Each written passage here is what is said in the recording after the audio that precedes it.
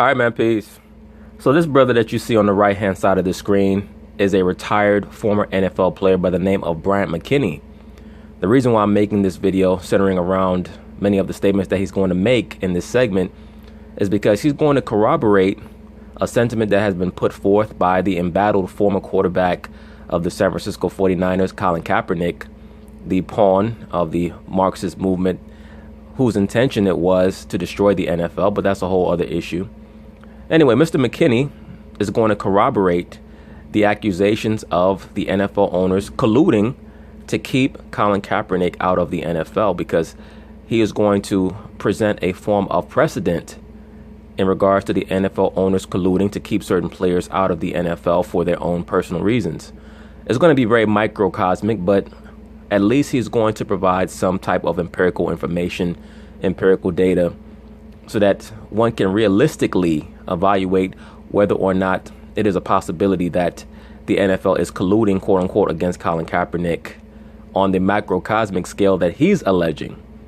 So anyway, they're going to talk about it. I'm going to chime in. All right, moving on to the topic. I'm so glad you're here, Brian, because I can't wait to talk to you about this. Colin Kaepernick and Eric Reid. They're both filing grievances against the NFL. Now, pay very close attention. This kneeling ceremony that Kaepernick and Eric Reid are doing has nothing to do with so-called black lives being lost to law enforcement in America, as they're alleging. This is really an ode to their fraternity, Kappa Alpha Psi. They're getting on one knee to Apollo. I mentioned this in another video pertaining to Kaepernick. I can't remember which one. But it's also the reason why Mr. Bill Russell, the former NBA great, 80 plus years old, took a photo for Instagram where he was getting down on one knee, acting as if he was bowing with Kaepernick. He also is a Kappa Alpha Psi. Many of you brothers have to realize that in regards to the manipulation of the quote-unquote black masses, they utilize most of these Boule members to do it. And they act as if they're some type of martyrs, and they're not.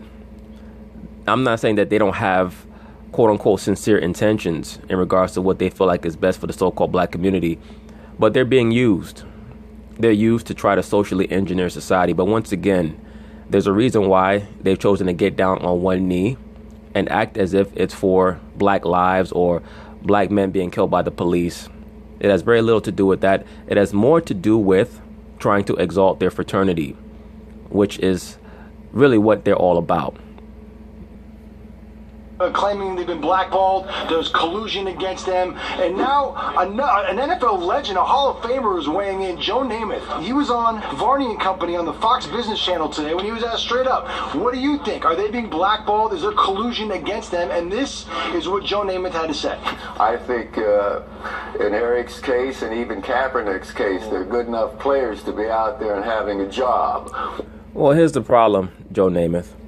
At this point, it's not about whether they're good enough to perform on an NFL level. I think that people pretty much understand that Colin Kaepernick and Eric Reid, if nothing else, have the name recognition to make NFL rosters. The problem is that both those players are associated with chaos.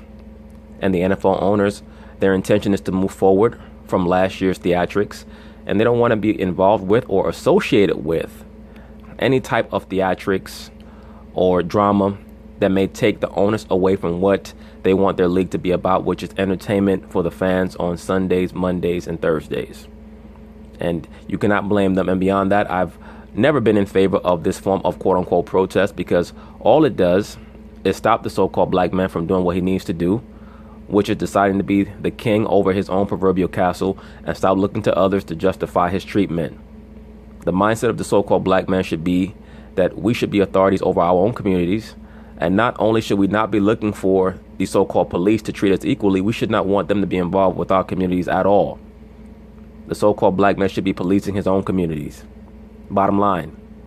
But the issue is that because the so-called black man is being raised in environments where he's constantly being demeaned, and his masculinity, the masculine principle, is being marginalized because he's being raised by very angry liberal black females, he does not even value his own understanding of what should be going on in the so-called black community. That is why he's always calling the so-called black woman God. Because for most of his life, he's been raised in environments where the authoritarian figure in the household was a female. And he's used to being marginalized. So now that he's become an adult, he does not see himself as an administrator, as a judiciary, as an authority figure. And he can't comprehend a world where he is judge, jury, and executioner. He can't even comprehend that. And that's the real problem. And that's where the detachment comes in with a lot of these low-level, two-dimensional thinking liberal black males who come on my channel and try to argue with me about why I'm against Kaepernick. I don't even think that a lot of brothers really meditate on why they're for Kaepernick. He does not come from a so-called black family. He does not come from a so-called black community. I'm not trying to demonize his so-called quote-unquote experience as a black man, but he's not qualified to tell any so-called black person anything about what our plan should be for our people, especially since he is a Marxist, which means what? Yes, he's going to be another person who's going to use the quote-unquote black plight to advance himself, when in reality he's all about pansexuality. He's about female empowerment over the man. Believe me when I tell you that. Why aren't they? I don't know. I don't believe in the collusion, though. I think the NFL is smarter than that, and I believe in the collusion, Joe Namath. I just don't think that they're going to be dumb enough to actually have an email chain where they're telling each other, let's keep Colin Kaepernick out of the NFL. I think that that's something that is pretty much unspoken. Doesn't need to be put forth. Certainly not in email form. I'll be shocked if they're dumb enough to actually have an email chain stating that we're all going to agree to not sign Colin Kaepernick. Like, really, who the hell would want to sign a quarterback who's played as poorly as he's played? I mean, he's still on the level to be an NFL backup or third stringer, but who would want to sign him with all that baggage that he's bringing? It doesn't even make sense from a pure business perspective. I don't believe that. But if you were a team owner, would you hire somebody who has in many ways damaged the sport? I don't think the sport has been damaged personally. Right, but that's not the answer to the question that he's asking you, Joe Namath. He's not asking you whether or not you agree that the sport has been damaged. He's asking you if you would sign Colin Kaepernick. You know that the answer is no, Joe Namath. Personally, the professional sport of football is going to stay, and it's going to continue to grow. All right. And you're wrong about that. Kaepernick did damage the sport. What he did hurt the NFL. It brought a very huge fissure into the NFL between the players and the owners. In all reality, what he really was trying to do was eradicate the collective bargaining agreement, which was very, very hastily negotiated by the Players Association.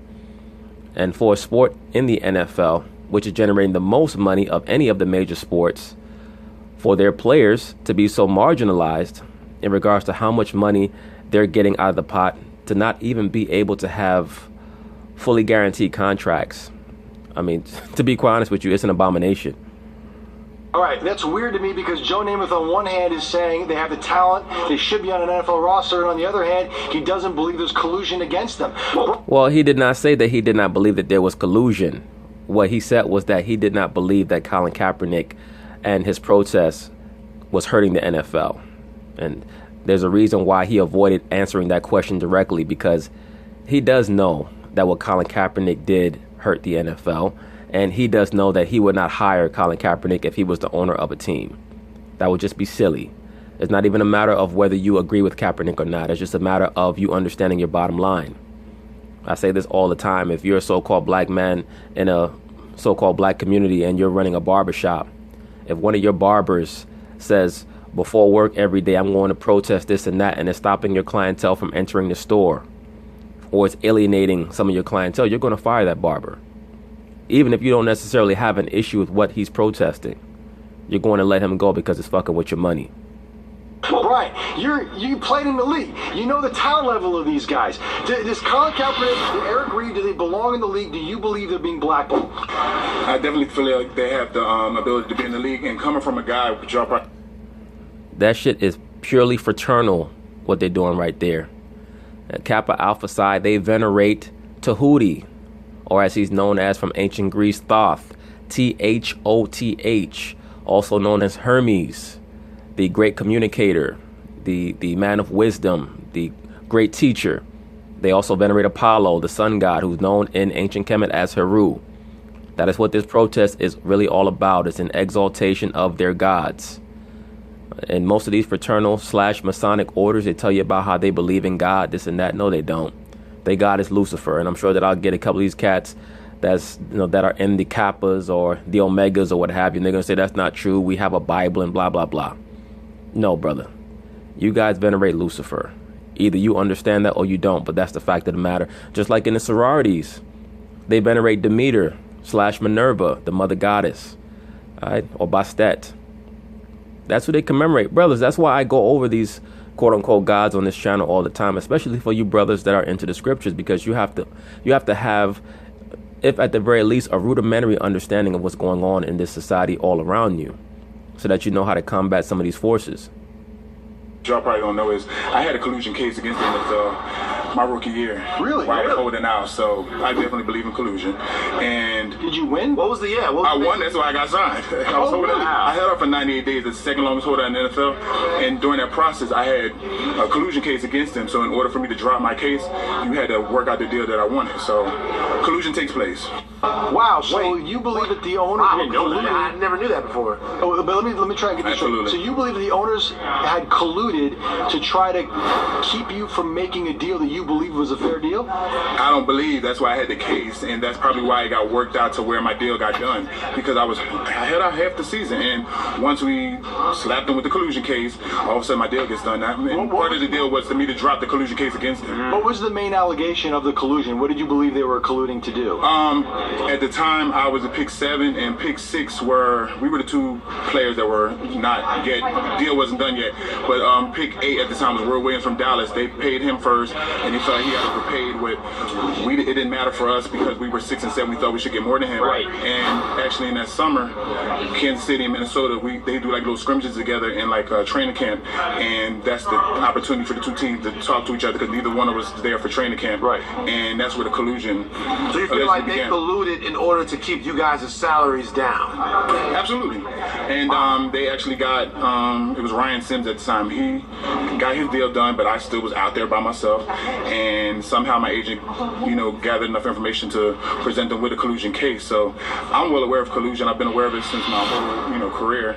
And I know it happens. I mean, nobody's going to admit it, but I mean, why did you get my deal done all of a sudden? And then you want to tell me in order to get this deal done, you have to drop the case. Can we ask what the information that you had was? My agent had it on Ben Dogger at the time, and I can't remember exactly what it was, but obviously it was strong enough for them to get the deal done, and part of the deal was for me to drop my case against them. So Wow. Very interesting. It's even more interesting that the brother's agent was named Ben Dover. I'm sorry, I can't have, my agent can't be named Ben Dover. You gotta, you're fired. I have to find somebody else. But, in all seriousness, what the brother was saying was very interesting.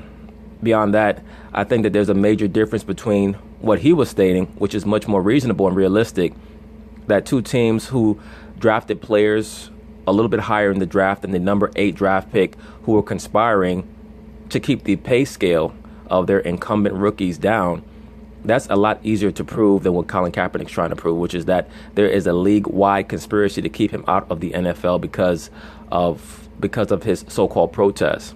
When we all know, the fact of the matter is that Colin Kaepernick was on his way out of the NFL before he ever got down on one knee. So it's going to be much harder for him to prove unless he has some type of an email chain or something substantive. This brother here, what he's saying is much more relevant in regards to something that could be believed, because as he was stating, if you're drafted higher in the draft than the number 8 draft pick and you can't get higher pay, and the two teams that drafted ahead of the number 8 draft pick are constantly scrimmaging, and the draft picks from those two teams are having a hard time getting their initial deals done, it's not that difficult to figure out what's going on, especially if you have an agent who has a dogged level of determination in investigating exactly what type of communication is occurring between those two teams. I think that's totally different and disparate from what Colin Kaepernick is trying to prove, but we'll find out. So you backed him into a corner enough where you were able to get what you wanted. basically. That's amazing. That's crazy. How relevant? Yeah, it really is. But stuff like that, they're not going to let you know that I had a case against them. It's like, okay, let's swipe this under the rug and let's just give you what you need and we'll just move forward. No, but you know what would been awesome though? Since you know that your boy works up here at TNG Sports, when Colin Kaepernick did a collusion case against the NFL, you'd have been like, hey, yo, man, I had a collusion case one time, and maybe it's newsworthy. Appreciate you, bro. Well, I'm here now. Well, it's not really up to that brother to communicate his personal business in regards to alleged collusion cases that he was a part of. The real issue is not the collusion. I think that it's pretty common sense that the NFL owners are not going to sign Colin Kaepernick because of what he represents. The real problem is the lack of understanding in the so-called black community in regards to what Colin Kaepernick represents. He does not represent being liberal, and when I say liberal, meaning liberated, meaning freed. He doesn't represent freedom. He represents even more entrapment because of the ideologies that he truly adheres to. And that's why I make these videos pertaining to this person, because they've used pawns like him in the past. Whether you go back to the mid to late 60s, most of these athletes that are involved in these protests are Marxist. They're prepped, they're told what to do, and afterwards they're promised a certain level of glorification. And once you study what their true adherences are in regards to their affiliations, it's very easy to figure out what they're truly doing. Once again, the bowing down on one knee is in veneration of their true god Apollo, who is Heru. You can look it up, and I'm sure that a couple of these brothers that are involved in the fraternities will jump in the comments, and they may either agree or disagree. But allegedly, they have a ceremony within the Kappas, which is called the bowing down at the Delphic Shrine. Now, the shrine of the Oracle at Delphi goes back to ancient Greece. This is where someone would go to hear prophetic utterances. You have to understand that in the ancient world, the father of Nimrod, by the name of Cush, he was known for being the great oracle, the great diviner. That's where he got the name Nebo from. For many of you brothers who read the scriptures, you'll know about Nebo. Right? In the Hebrew, Nabah means to prophesy. That's where he got his name from. He was the receptacle for great oracles from the spirit world on the left-hand side. Cush was. He was the mastermind behind the Babylonian Kemetic mystery school system that still resonates today in the form of many of these religions, quote-unquote, Masonry, as well as the fraternal orders. Fraternities and sororities are only some of the watered-down versions of Masonry, aka Luciferianism. That's it. And that's all Kaepernick is about. But I've covered him ad infinitum, ad nauseum already in regards to his handler, Miss Ness Nitty, and so on and so forth. But anyway, I heard the testimony of Mr. Bryant McKinney. I thought that it was very relevant, very interesting, and we'll see if his testimony is used in accord with Mr. Colin Kaepernick's allegations about the NFL in the future. Peace.